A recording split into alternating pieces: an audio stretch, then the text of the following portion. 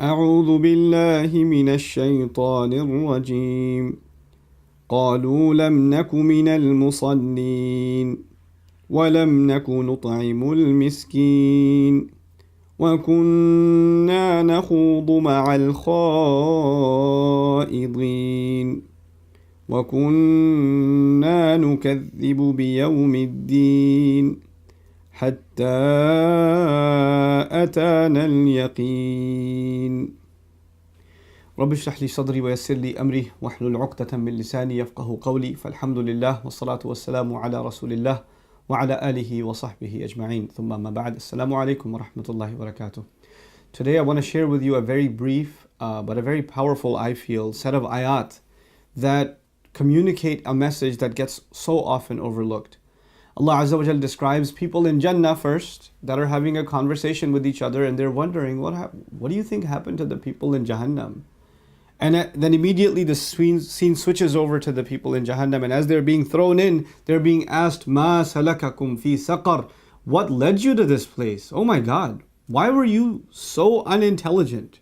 How could you have made the decisions in your life that got you here? And so they respond, they look back at their life and they realize what were the main things that got us into hellfire. And they kind of grudgingly and sadly, looking back in a state of sadness and regret, they iterate those crimes, those major crimes. And they're captured so beautifully in these passages. First, they say, قَالُوا لَمْ نَكُ مِنَ الْمُصَلِّينَ. We were never going to be the ones who prayed. This is different from saying lam nusalli, we didn't pray. Lam naku minal musallin. We would never be from those who pray. In other words, we wouldn't want anything to do with them. We didn't want to be around them. You would never look at us and say, this guy's going to pray. No way, man. Prayer? What a dumb idea. I'm not going to do that. They were above it. You would never find me among those people. And then, interestingly, the next ayah says, وَلَمْ نَكُ نُطْعِمُ الْمِسْكِينَ. And we would never be the ones who would feed or give food to the miskin, the one who can't help himself. Just a little definition is necessary here. Al-miskin in Arabic comes from two roots that are fused together, some argue, like Ibn al-Faris argues.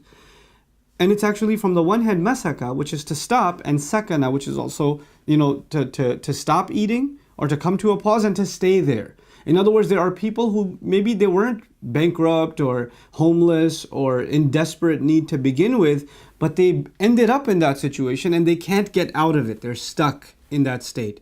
A lot of times people of wealth that are very arrogant look at people that are poor and say, why can't they help themselves? Why can't they get a job? Why can't they improve their state? And a lot of them are not just poor, they're not just fuqara, they are masakin. There's a difference. A miskin can't help his situation. The political situation around them, the economic situation around them, the health situation that they may be in, the family situation that they may be in, paralyzes them in that state and they're not able to help themselves, right? So these people say, we didn't used to consider ever giving food to them either. وَلَمْ نَكُ نُطْعِمُ الْمِسْكِينَ وَكُنَّا نَخُوضُ مَعَ الْخَائِضِينَ. So if you're not caring about Allah and you're not caring about humanity, what's left? We used to, now this is my own translation, so bear with me. وَكُنَّا نَخُوضُ مَعَ الْخَائِضِينَ. We used to chill, we used to hang out. خَضَ يَخُوضُ, to just talk, just to run your mouth, just to hang out, just to kill time, if you will. We used to just kill time. We had a great time though. Party after party, movie after movie. That's what we did with our life. Travel, vacation spots. That's all our life was. It was nothing else. Allah Azza wa Jalla in this ayah has given us profound wisdom. When you become people of salat, the opposite is true. When you become people of salat, your heart softens towards Allah. And if your heart softens towards Allah, then necessarily it softens towards Allah's creation. And you start looking around you of who you can give, who you can help. It's supposed to be a natural consequence. And the opposite is also true. If you're making salat, but your salat doesn't make you want to give, then maybe there's something wrong with that salat. Because one should lead directly to the next. It should be a natural consequence. You see, salat to us, to the Muslim, if you study Quran, you study the concept of salat in the Quran, salat to us is like a seed. And it keeps bearing these different kinds of fruit. So many different things come out of salat. And one of the fruits of salat is mentioned in this ayah. And if you're praying, but this fruit isn't manifesting, this plant isn't coming out, and this one of its manifestations being you become concerned for others. You want to give food to others. وَلَمْ نَكُ نُطْعِمُ الْمِسْكِينَ. We would never even consider it. That thought didn't even cross our minds. Subhanallah. There are people who assume, unfortunately, that they're people of Allah only by doing one thing or doing another thing. Okay, I'm going to make salat, I'm going to make really, really good salat, then I'm going to recite some Quran, then I'm going to study some ilm, then I'm going to do this, and they have a list of things they're going to do. But you know that list comes from Allah. What your priorities should be, what the result of your salat should be, comes from Allah. Salat is not just an act, it's a reorientation of our thought process. And so in this beautiful, beautiful ayah, Allah talks about people who didn't really take advantage of their salat. And I want to leave you with this other place in the Quran where Allah talks about a generation of people who are worthless. فَخَلَفَ مِن بَعْدِهِمْ خَلْفٌ. And what does He say about them? أَضَاعُوا الصَّلَاةَ. That's remarkable. He says about them, they wasted the prayer.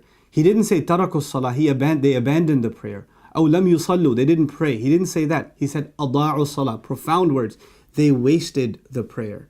In other words, this is a seed. If you don't water it, if you don't let its fruits come out, its manifestations yield, for those things to become reality, then you wasted this beautiful seed. Salat is something that should bring other things to life. That's what it's supposed to do. So may Allah Azza wa Jal make us people of real salat. People that when they make salah, it leads to something. It leads to them wanting to concern themselves with the needs of others. And they don't become insensitive to that, so the only thing they worry about is entertaining themselves. وَكُنَّا نَخُوضُ مَعَ الْخَائِضِينَ حَتَّى أَتَانَا الْيَقِينَ. Until and we stayed this way until وَكُنَّا نُكَذِّبُ بِيَوْمِ الدِّينِ حَتَّى أَتَانَا الْيَقِينَ. We lived a carefree life. We didn't even think about Judgment Day until the final conviction came to us, which is death itself. May Allah wake us up well before al-yaqeen comes to all of us. May Allah Azza wa Jal make us a people of salah and make us a people who give. And wallahi, when we give, maybe our deeds weren't enough, but the du'as of those that we gave to, maybe their du'as are going to be the ones that save us on Judgment Day. Barakallahu li wa lakum. Wassalamu alaikum wa rahmatullahi wa barakatuh.